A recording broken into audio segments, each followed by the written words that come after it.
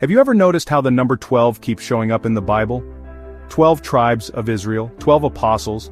Even the New Jerusalem in Revelation has 12 gates, 12 angels, and 12 foundation stones. Coincidence? Or is there something deeper behind this number? In this video I'm going to explore why 12 is one of the most important numbers in the Bible, what it represents, and why God uses it again and again, from Genesis to Revelation.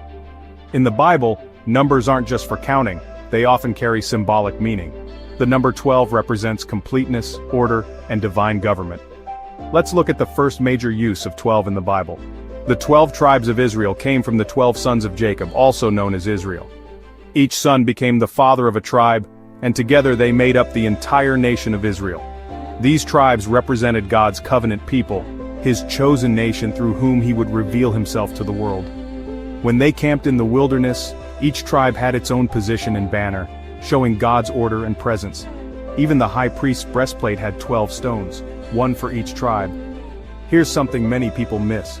There were also 12 judges raised by God to deliver Israel during a dark and chaotic period. These judges weren't kings, they were spiritual and military leaders who rescued Israel from their enemies when they cried out. Here they are: Othniel, Ehud, Shamgar, Deborah, Gideon, Tola, Jair, Jephthah, Ibzan, Elon, Abdon, and Samson. That's 12. Some also include Eli and Samuel, who came later, making 14 total, but the book of Judges itself presents these 12 as the main cycle. Once again, God uses 12 as a number of order and deliverance.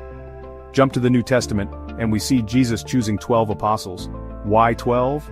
Because he was forming a new spiritual Israel.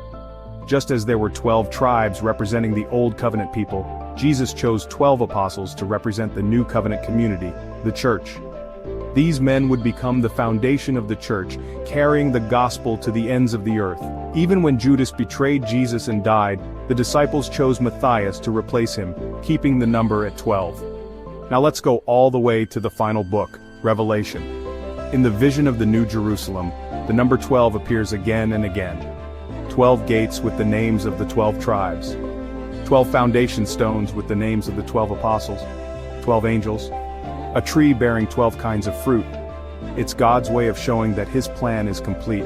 His people, from the Old Covenant and the New, are united.